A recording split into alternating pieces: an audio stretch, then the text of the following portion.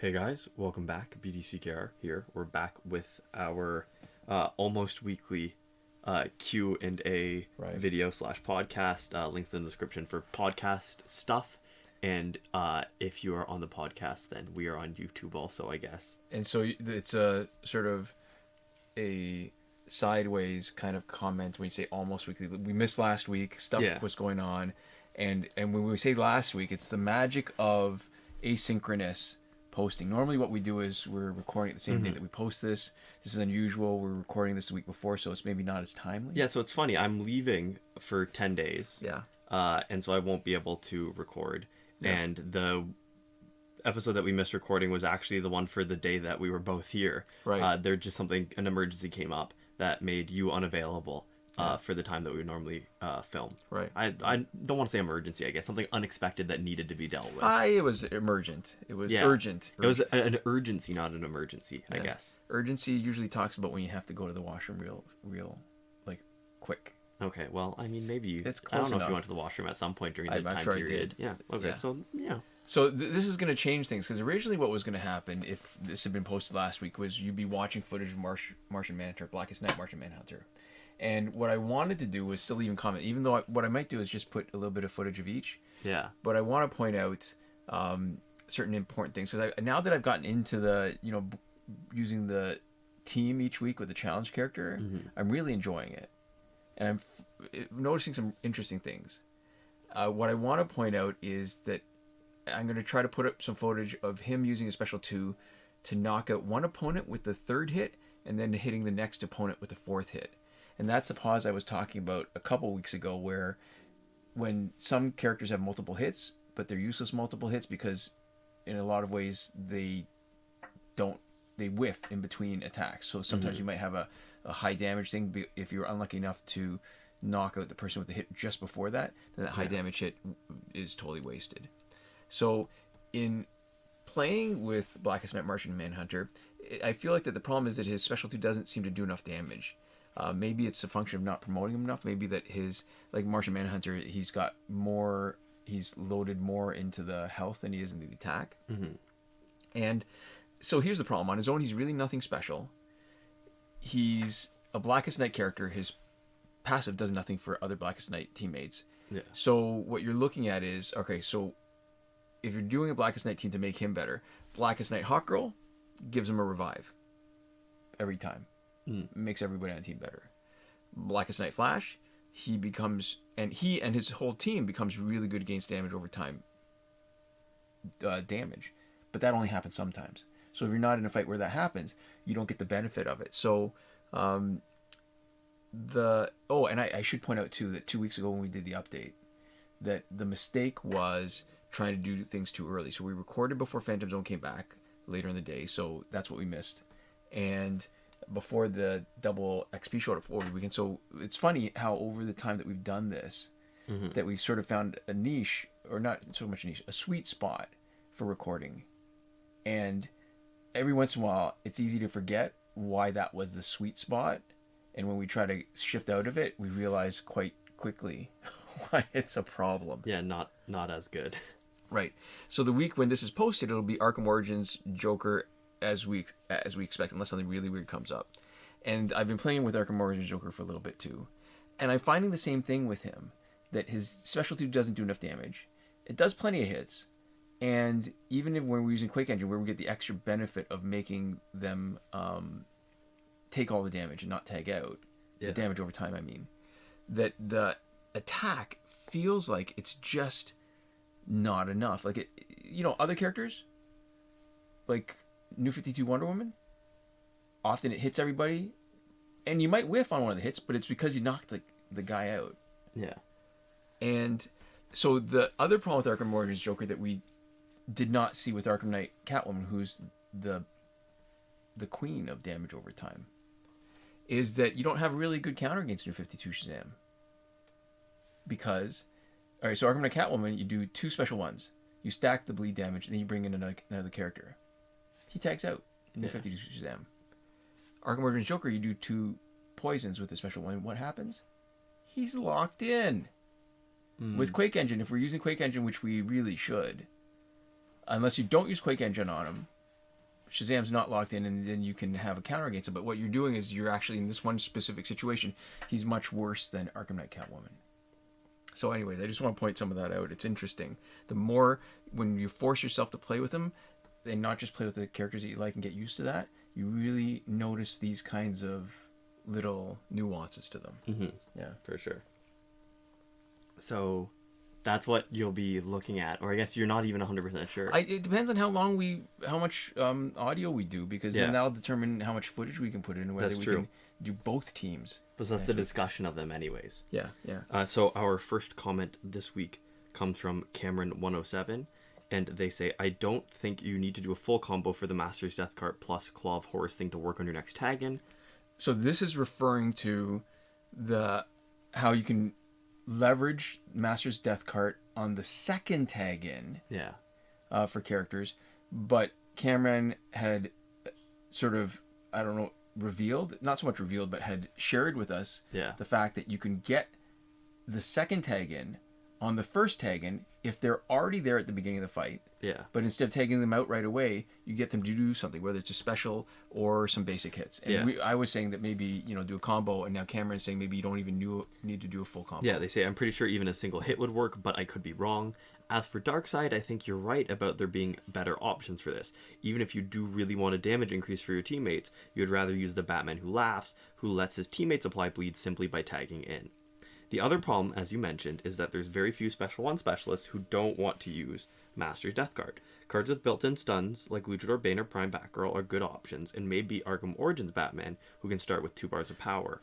So so there's a couple interesting points. What I love what this question is jam-packed with information that it's nice to tease out. It's dense. It's very dense, right? So it's like the Gene Wolff of YouTube questions. So Gene Wolff is the writer. He writes really interesting stories, but if you only read it for the plot, it's still really good. His Book of the New Sun. But if you're reading it and you're really paying attention, it is that kind of dense. Cool. Okay, so I will want the first part is the Luchador Bane has a built-in stun on tag-in. Prime Batgirl has a built-in stun on her special 1.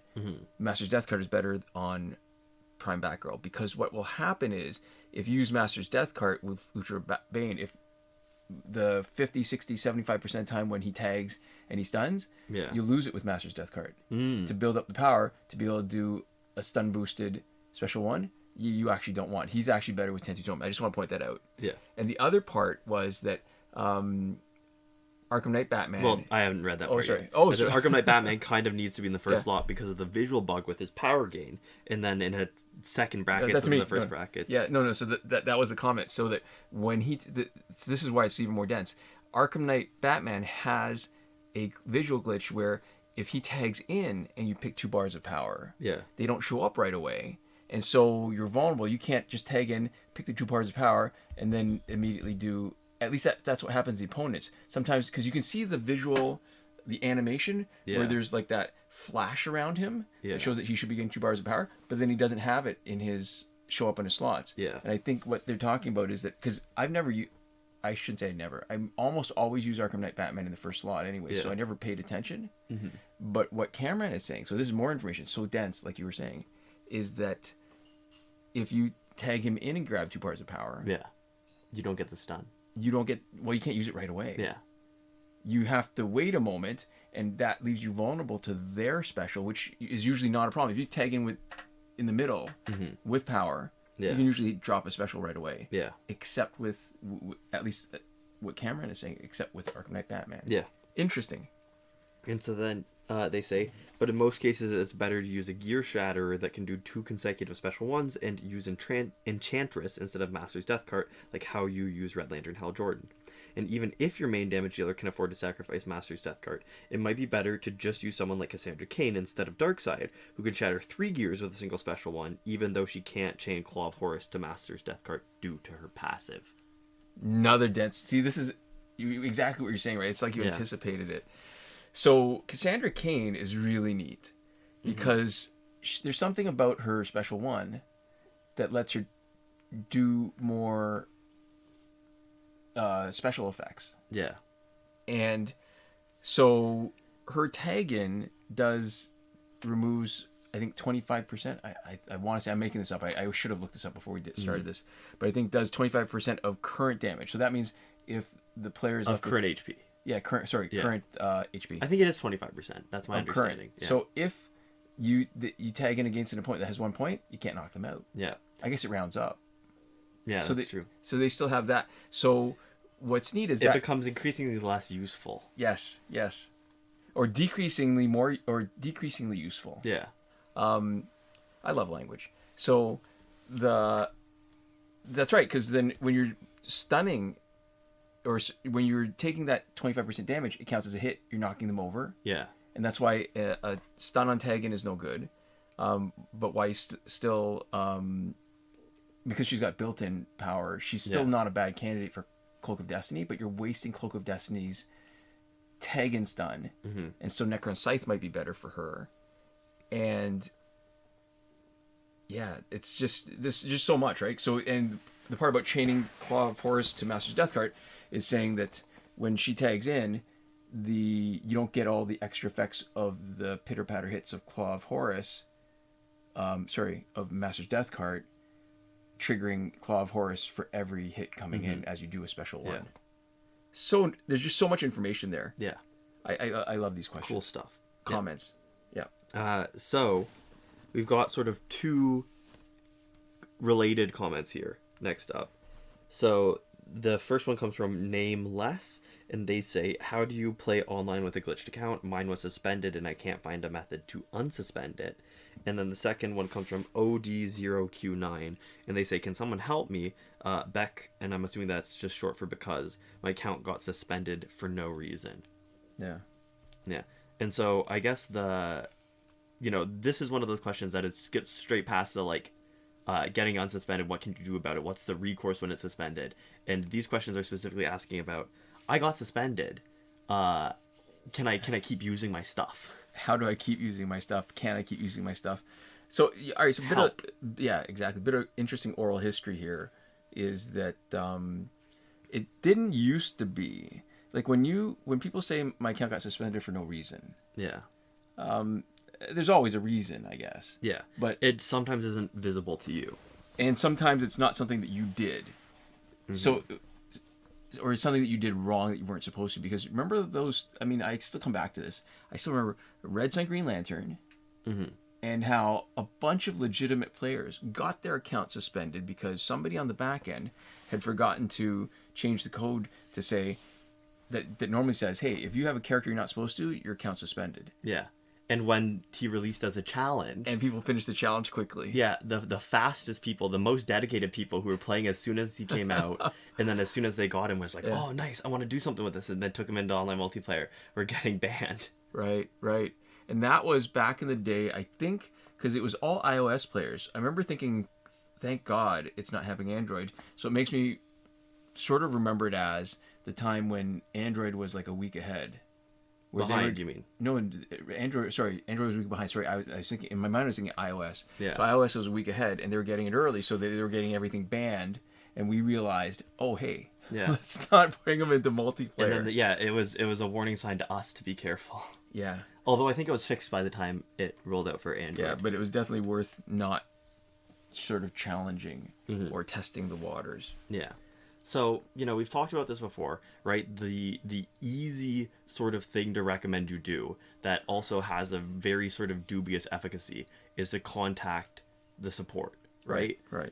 And so that's kind of like the only thing you can really do to definitely get unsuspended. Right. And whether or not that works is entirely out of our hands and your hands, and it's just kind of, it seems like it doesn't happen very often when we've seen people talk about contacting support. Lately. I guess, sorry. Yeah, no, right. Actually, ever. No, you're absolutely right. Yeah. It's just unqualified. We haven't had a lot of people say, I contacted support and they unbanned me right away. Right. Or I contacted support and they got things sorted out. Except for those sort of like big events, right? Where the game was really active, there's new content, and they really screwed up. I do want to point out, I wish I remembered their name. There used to be somebody on the Warner Brothers forum. Yeah. Super active. Really big contributor to information and stuff. Yeah. And at one point, a bunch of trolls reported their account when they were playing. And so that's the only time I would have, the closest I would come to say somebody really did nothing that on their part to get themselves banned, and it was, or their account suspended. It was totally out of their control. It was an external malicious attack based off of some sort of either dislike of that person for their posting on the board, or for just because they thought it would be funny. Well, because they were very vocal against cheating. Yeah. And so I think it was a lot of the cheaters. I mean, how ironic is that? Oh, that makes sense. So they go, oh, you know, the anti-cheating sort of crusader gets banned. Right. Yeah. It's an element of sort of dramatic irony that... Yeah. I want to say that their name began with a W, and I can't remember. It's been that long. How long? It's been...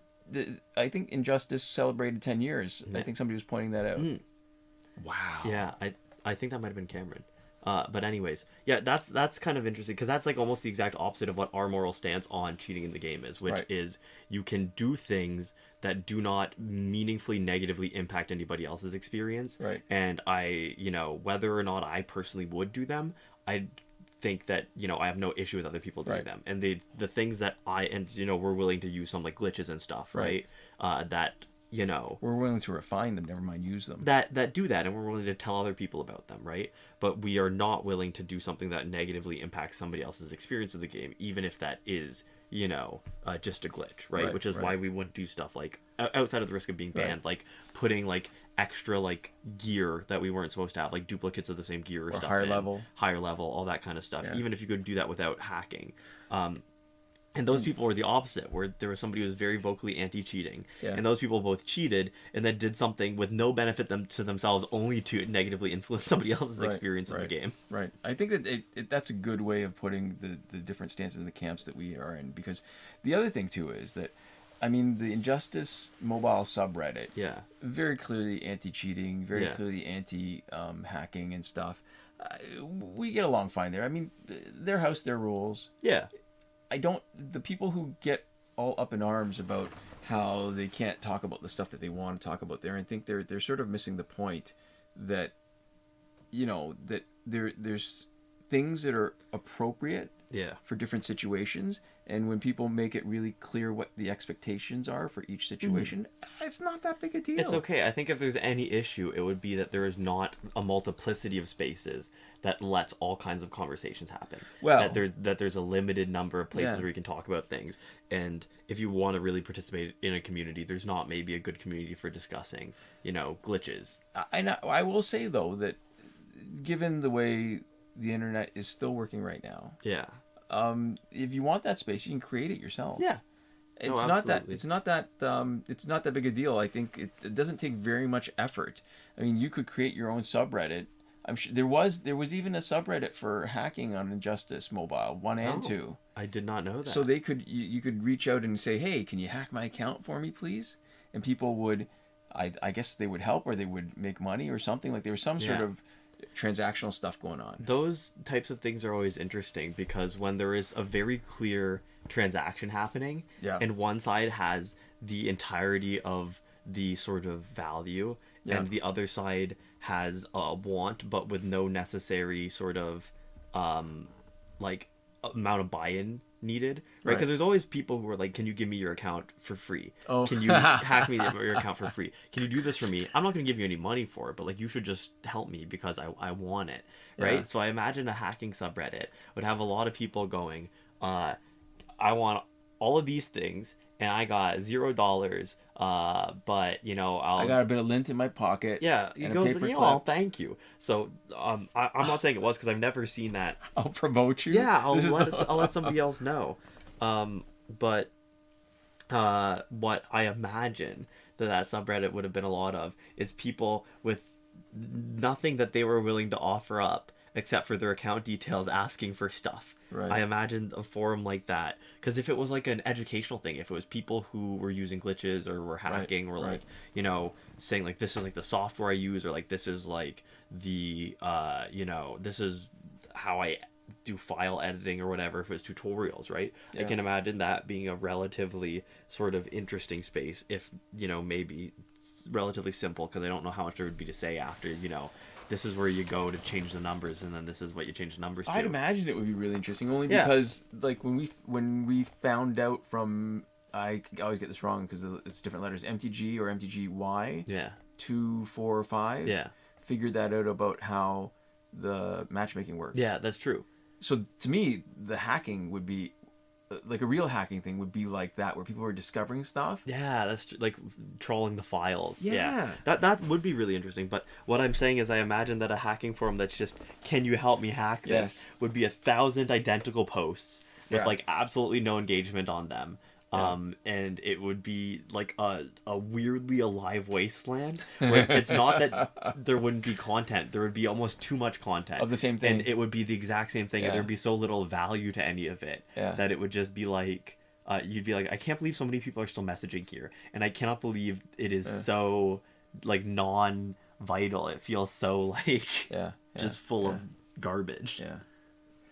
There's one part actually it's a couple of short questions. We talked a bit about it, but there's another part that's not addressed. So how do you play online with a glitched account? So that's an interesting question. I think it's the wrong question. You know, when people say there's no such thing as a bad question, some questions aren't bad because there's anything morally bad about them, but they don't work right because whatever the answer you get is not actually going to serve your purposes. Yeah, it's a question. It might be a question worth asking, but it is not a helpful question in getting the answer that you actually want.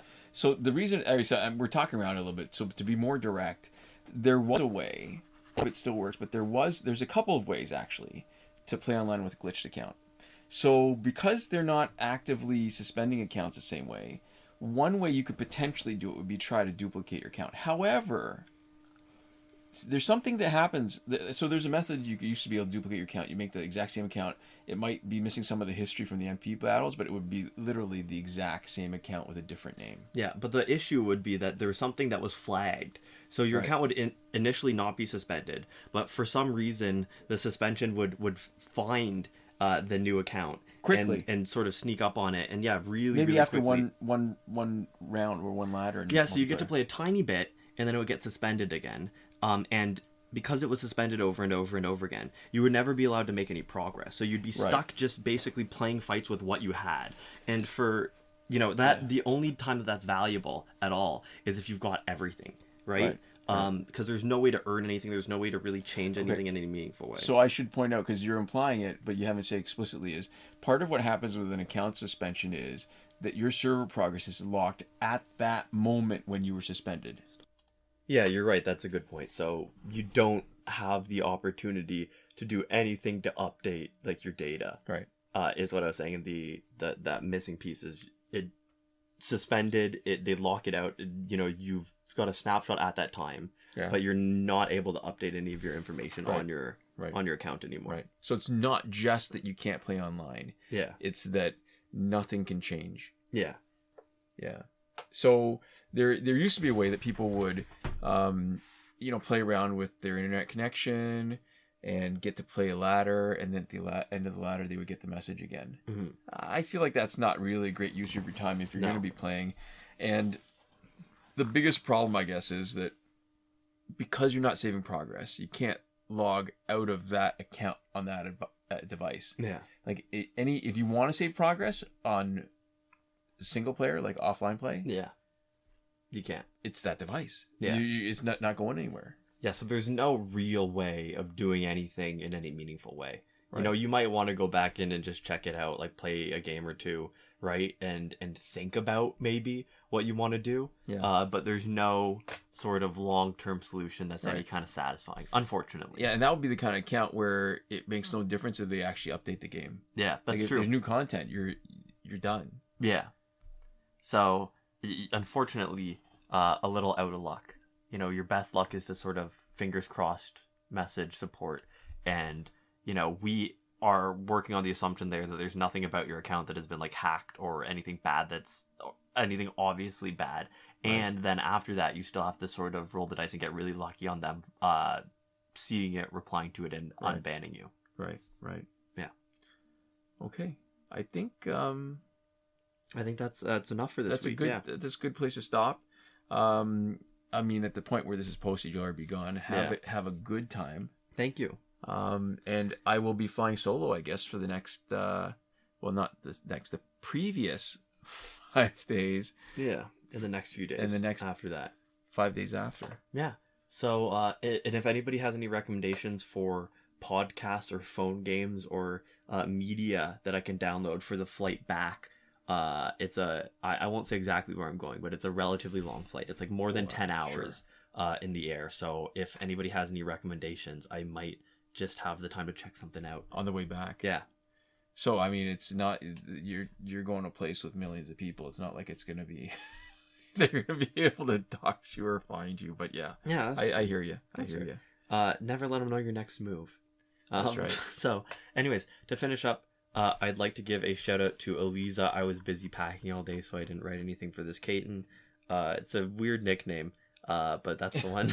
Anyways, and then we'd also like to give a huge thank you to all the lovely folks who support us on Patreon. And that would be Korey Ashcraft supporting us on the Last Word tier, Alexis M supporting us on the Your Message Here tier, Michael Devries, Irvin, Ruiz, Hoshi 127, and Drew Chapman, who are supporting us on the credited level, and all the generous and kind people that you see scrolling on the screen that have supported us at some point during this current ongoing pandemic. Yeah, thank you so much for your support, and thanks so much to all of you for watching. We'll see you next time.